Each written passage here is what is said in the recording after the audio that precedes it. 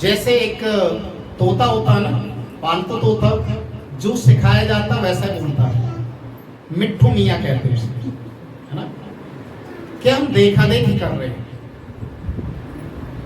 अगर हम देखा देखी कर रहे हैं तो हम बहुत बड़े झूठ और फ्रेब के अंदर जिंदगी को जी रहे हैं। और यदि हम पूरी सच्चाई के साथ प्रभु की आराधना कर रहे हैं, मैं आज आराधना के विषय में कुछ बातों को बताऊंगा और फिर हम आज आराधना का जो मीनिंग है उसको हम लोग समझेंगे।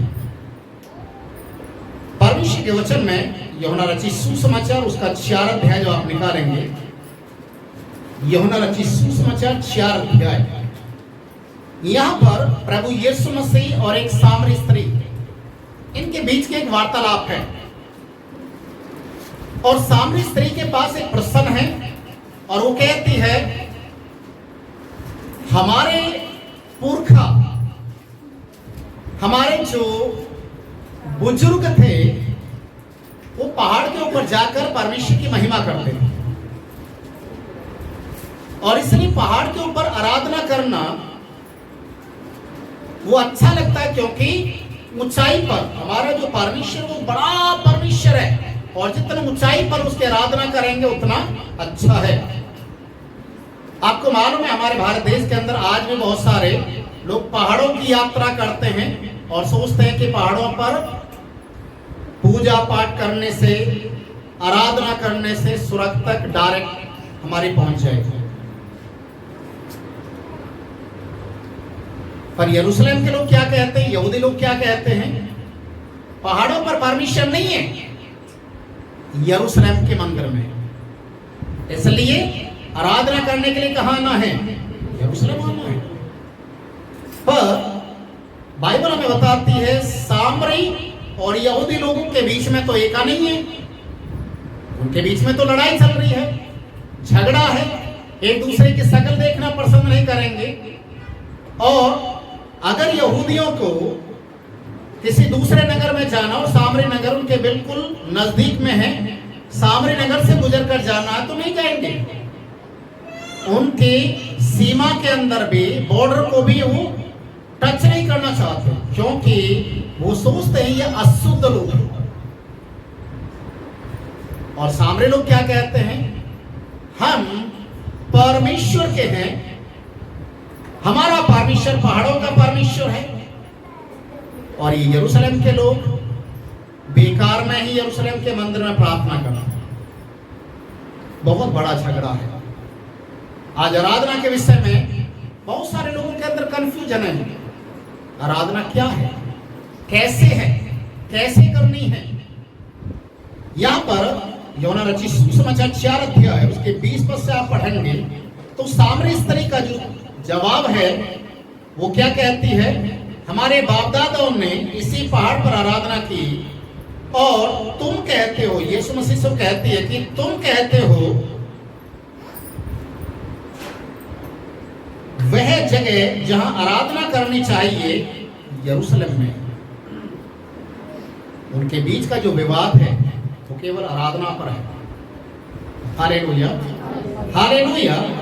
और यीशु मसीह यहां पर उससे कहता है, हे नारी, यीशु ने उससे कहा, हे नारी, मेरी बात का विश्वास कर, वह समय आता है कि तुम ना तो इस पहाड़ पर पिता की आराधना करोगे ना यरूशलेम में। तुम जिसे नहीं जानते उसकी आराधना करते हो और हम जिसे जानते हैं उसकी आराधना करते हैं, क्योंकि उद्धार यहूदियों में से है। परंतु वह समय आता है, वरन अब भी है, जिसमें सच्चे भक्त पिता की आराधना आत्मा और सच्चाई से करेंगे। और लिखा है, ऐसे ही आराधकों को परमेश्वर ढूंढता है। कैसे? कैसे? जो वाद विवाद में नहीं रहते। इनका वाद विवाद क्या है? क्या है? पहाड़ों पर आराधना करना यरूशलेम के अंदर आराधना करना। पर यीशु मसीह ने इन दोनों चीजों को खंडित किया। और यीशु मसीह क्या कहते हैं कि आराधना कैसे होनी चाहिए? आराधना कैसे होनी चाहिए? सारे लोग बोले, अगर आपको सुनाई दे रहा तो बोलेंगे, आत्मा और सच्चाई से। अब सोचने वाली बात है, आत्मा और सच्चाई से आराधना कैसे होगी? कैसे होगी? जब कोई बुरी आत्मा इंसान के अंदर आएगी, वो बाल को बिखेर कर झूमेगा, नाचेगा, उसको आराधना कहते हैं। तो आराधना कैसे करना है?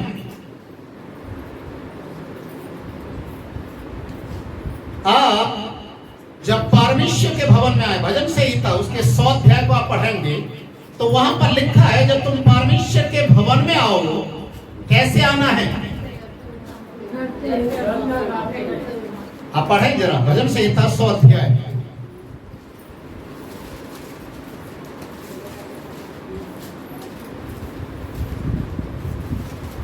कोई भी जन ऊंची आवाज में पढ़े।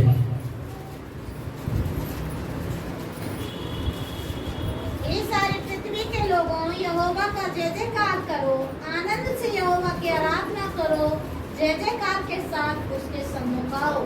निश्चय जानो कि यहोवा ही परमेश्वर है, उसी ने हमको बनाया और हम उसी के हैं।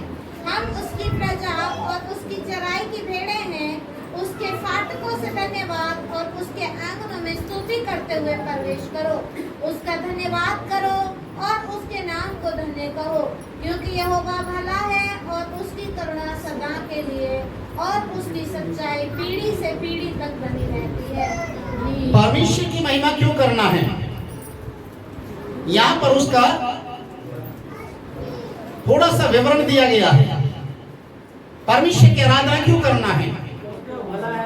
क्योंकि वो भला है, उसकी हम प्रजा हैं, हम उसकी प्रजा हैं, वो हमारा स्वामी है, हम उसकी भेड़े हैं, वो हमारा रखवाला है, उसने हमें बनाया है, इसलिए हमें उसकी महिमा करनी है। और लिखा है, जब उसके भवन में आए, उसके फाटकों के अंदर में घुसे तो क्या करते हुए घुसे? स्तुति और जय जयकार करते हुए।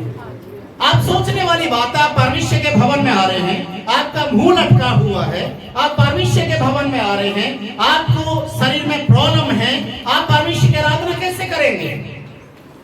हमेशा अपने चेहरे को बना के रखने से घर में आप कैसे भी हैं छोड़ दीजिए, और जब परमेश्वर के भवन में आए तो कम से कम आपका हृदय आनंद से भरा हुआ होना चाहिए।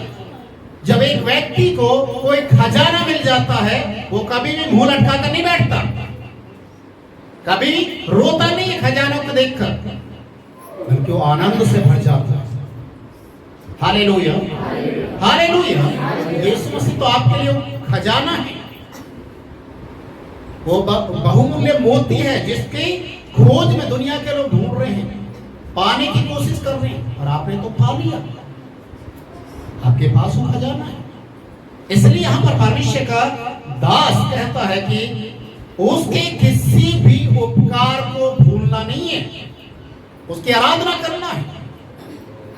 याकूब की किताब को आप पढ़ेंगे, उसके 5 अध्याय के 13 पद को, तो वहां पर लिखा है, यदि तुम में कोई दुखी हो तो प्रार्थना करें।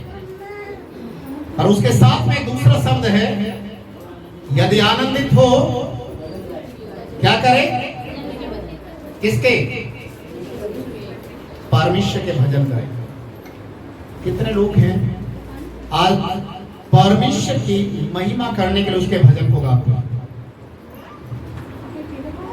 देखिए, प्रभु का वचन कहता है,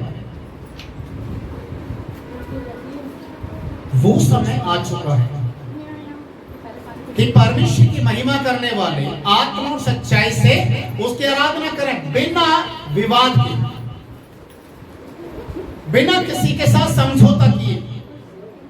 आप अपने दिल से, दिल की गहराइयों से और उसके उन तमाम उपकारों को याद करते हुए आपका मन आनंद से भर जाए। कई बार लोग ऐसा कहते हैं, समय नहीं मिलता, परमेश्वर की महिमा करने के लिए समय नहीं मिलता। सोचने वाली बात है, परमेश्वर की महिमा करने के लिए, समय लेने के लिए कोई स्पेशल तो कोई टाइम नहीं होगा ना।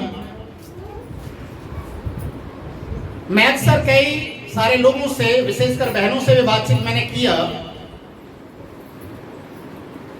जब आप झाड़ू लगाते हैं, सब्जी काटते हैं, खाना बनाते हैं, आटा गूंथते हैं, क्या परमेश्वर की महिमा नहीं कर सकते उस समय? पहले गाना चलता था, आप लोगों ने सुना होगा, नहाते नहाते भी गाना गा सकते हैं, है या नहीं? ठंडे ठंडे पानी से गाना आए या ना आए।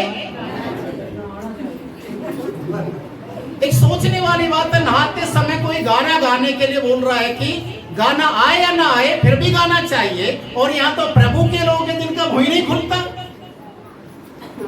Hallelujah, hallelujah. आटा गूंथते समय आप परमेश्वर की महिमा कर सकते हैं, झाड़ू लगाते समय परमेश्वर की महिमा कर सकते हैं, रोटी बनाते समय परमेश्वर की महिमा कर सकते हैं। कैसे कैसे कर सकते हैं? झाड़ू जब आप लगाते हैं तो क्या घर से बाहर करते हैं? कचरा, गंदगी। आप बोल सकते हैं ना, यीशु तेरे नाम से कचरा बाहर जाएगा, यीशु तेरे नाम से बीमारी चली जाएगी। बोल सकते हैं नहीं?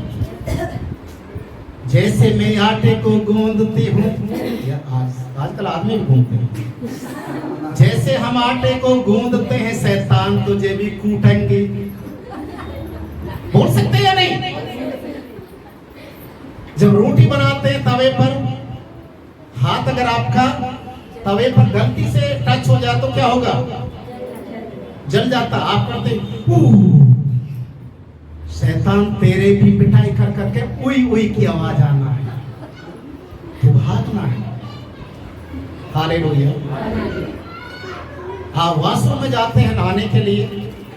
मैंने एक जगह ऐसा सुना, वॉशरूम सिंगर, वॉशरूम सिंगर का नाम सुना कभी? हाँ, वो लोगों के सामने नहीं गाते, पर बाथरूम में जाने के बाद ऑटोमेटिकली उनका स्पीकर ऑन हो जाता है। अब परमेश्वर की महिमा करें, परमेश्वर की आराधना करें। परमेश्वर का वचन कहता है, आराधना आत्मा सच्चाई से करने वाले लोगों को परमेश्वर इस दुनिया में ढूंढता है। जब आप परमेश्वर की आराधना करेंगे, जब आप परमेश्वर को धन्यवाद करेंगे, धन्यवाद देने के लिए एक विषय नहीं है, हजारों हैं। आप जीवित हैं, ये भी एक परमेश्वर का धन्यवाद है। आप खा रहे हैं, आप पहन रहे हैं, अच्छी जगह रह रहे, अच्छा काम आपको परमेश्वर ने दिया है, हर एक चीजों के लिए धन्यवाद देना है। और धन्यवाद देते समय आप गाड़ी में चल रहे हैं, आप बाइक चला रहे हैं, मेट्रो में बैठ रहे हैं, अपना काम कर रहे हैं, हर जगह आप परमेश्वर को गुनगुनाते रहिए, उसके गीतों को गाते रहिए। आपके सामने जितनी भी रुकावटें आएंगी, जितना भी समस्या आएंगी, आप यकीन मानिए, आपकी आराधना करने से जब बंधन टूट सकते हैं तो शैतान कैसे टिक सकता है? हालेलुया। परमेश्वर की महिमा करें। और यहाँ पर इस सामरी स्त्री का, इस स्त्री को जब यीशु ने इस तरीके से बोला, लिखा हुआ है, परमेश्वर आत्मा है और अवश्य है कि उसकी आराधना करने वाले आत्मा और सच्चाई से उसकी आराधना करें। स्त्री के पास फिर एक क्वेश्चन था। स्त्री ने उससे कहा, मैं जानती हूं मसीह जो क्रिस्त कहलाता है आने वाला है, जब वह आएगा तो हमें सब बातें बता देगा। यीशु ने उससे कहा, मैं जो तुझसे बोल रहा हूं वही हूं जिसका तुम इंतजार करो। हालेलुया। वो अलग से आने वाला नहीं है।